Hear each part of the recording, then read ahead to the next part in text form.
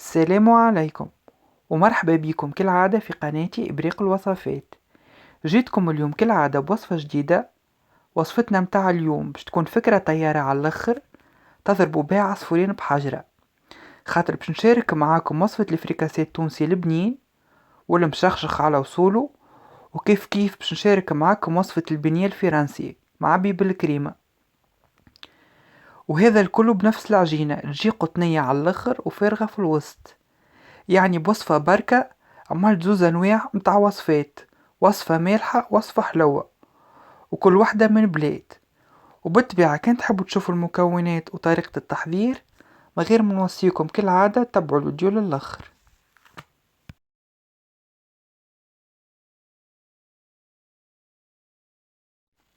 باش نبداو بالبات. للمكونات متاعها عنا كيلو فرينة، عنا 30 غرام خميرة. انا استعملت خميرة كيما الصابون، الخميرة هذيكا كيما قاعدين تراو فيها، الخميرة العربي يعني. استعملت مغرفة كبيرة سكر وشتر مغرفة كبيرة متاع ملح، وعندنا كيف 100 غرام زبدة، وعندنا بالطبيعة ماء دافي اللي باش نلمو بيه العجينة. هذوما هما كل المكونات اللي نستحقوهم. اول حاجة باش نضيف الماء لك الفرينة والخميرة والزبدة والسكر والملح، باش نضيف لهم الماء بشوية بشوية ونعجنو. لازمنا نتحصلوا على عجينة طرية، تكون عجينة لينة يعني.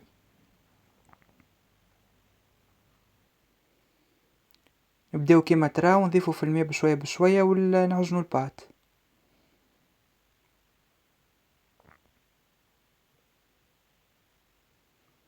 الماء بالطبيعة بلاش ميزان، حسب العجينة. انتوما والفرينة، فما فرينة تشرب وفما فرينة ما تشربش، يعني فما فرينة تستحق اكثر ماء وفما فرينة تستحق اقل ماء. توا كيف باش نكملو نعجنو بالشكل هذاكا. انا عجنت حسب التقريب 8 دقايق وانا نعجن فيها. النوع هذايا متاع العجين يحب برشا العجين باش تحصلوا على العجينة ناجحة معناها ومهاوية، تكون عجينة خفيفة. نعجنوها مليح. توا مباشرة بعد ما عجنتها باش نبدا نحل فيها. رشيت الفرينة في الطاولة اللي باش نحل عليها البات. كيف باش نحط شوية فرينة فوق البات، كيف باش ما تلصقليش باش نبدا نحل. انا الحلين اللي حليتها لا هي خشينة برشا ولا هي جيدة. تنوري لكم السمك متاعها كيفاش لازمها تكون.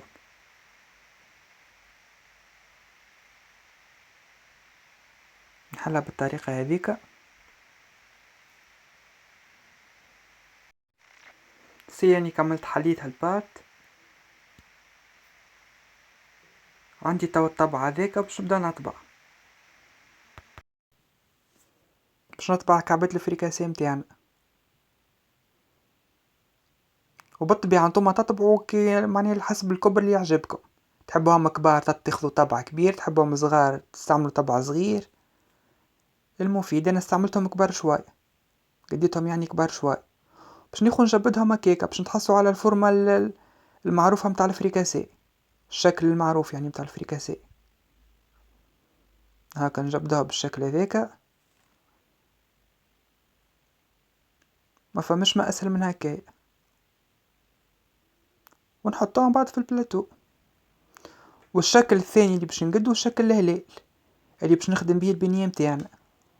تنجموا الزيادة البنية تعملوها نفس الشكل متاع الفريكاسيه ما يقلقش. جست انا حبيت النوع، حبيت نقد على شكل هلال، وزادة تعطي منظر ياسر مزيان. يبدا فرق ما بين الفريكاسيه والبنية. حتى الدشاء ذاك اللي خرجته من البنية زاد استعملته من ذاك معناها هاك الفورمة الاخرى ما طيشت معناها ما عاودتش عجنتها. هذيك توا الكونتيتي اللي طيحت لي تاع الفريكاسيه والبينيه.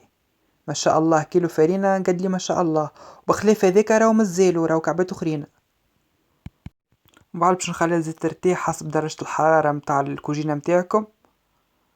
بالطبيعة كان الكوجينة متاعكم باردة باش تاخو أكثر وقت في الخمران، وكان الكوجينة متاعكم سخونة باش تاخو أقل وقت في الخاط معناها في الخمران. المفروض يتضاعف الحجم متاعها. هذوكم توا كعبات الفريكاسيان بعد ما خمروا. شوفوا كيفاش تضاعف الحجم متاعهم. عندي كيف زيت سخنته وحطيته على نار هادية باش نبدا نحط كعبات الفريكاسيه متاعي يتقلاو.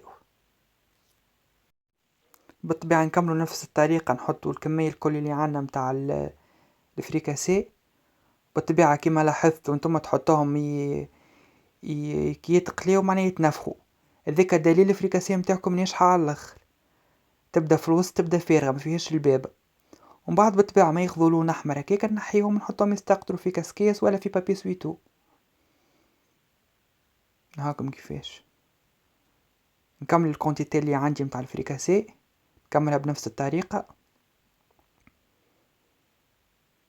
وتوا ذوكم هكا الكعبات كيف كيف متاع الهلال نحطهم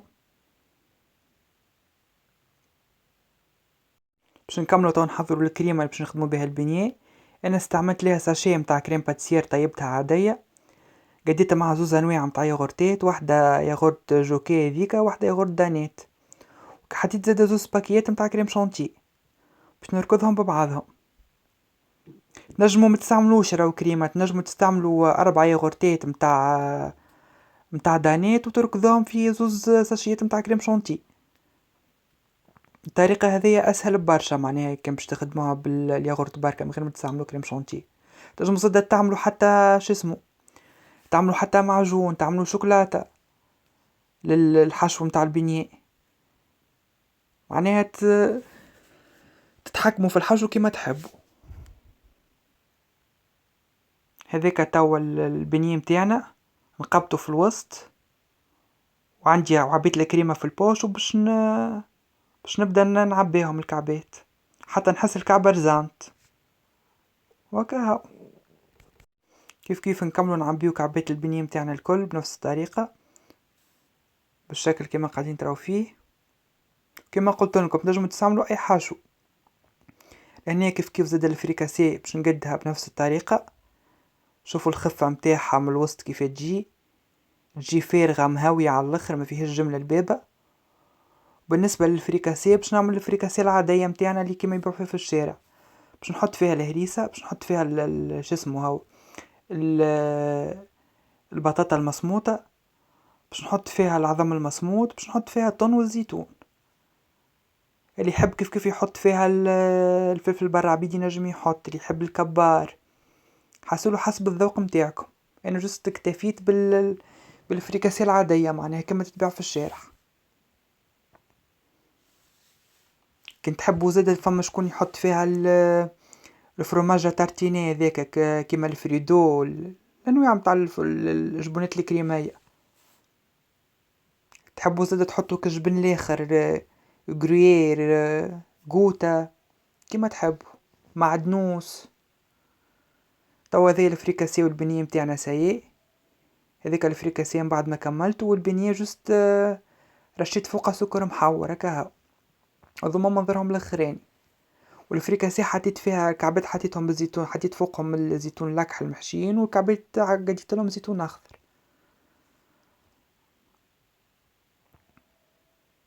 حليت لكم غادي كعبه واحده، كعبه بنيه تشوفوها في الوسط كيفاش المنظر متاعها هاكا كيفاش تجي معبيه ما شاء الله بالكريمه وخفيفه في الوسط. هايك الفكره متاع اليوم ان شاء الله عجبتكم، وهيك حاجة حلوة مالحة. تنجموا الفريكاسيه تعملوه معناها تتعشوا بيه، والبنية تعملوها الفطور الصباح هاكا حاجتين في حاجة. ولهنا يكون نهاية الفيديو. ان شاء الله عجبتكم الوصفة متاع اليوم والفكرة متاع اليوم، نلت رضاكم. وكان عجبتكم متنسوش تقدوا جيم من الفيديو والاشتراك في القناة. وبسلامة، نتقابلوا ان شاء الله في وصفة اخرى.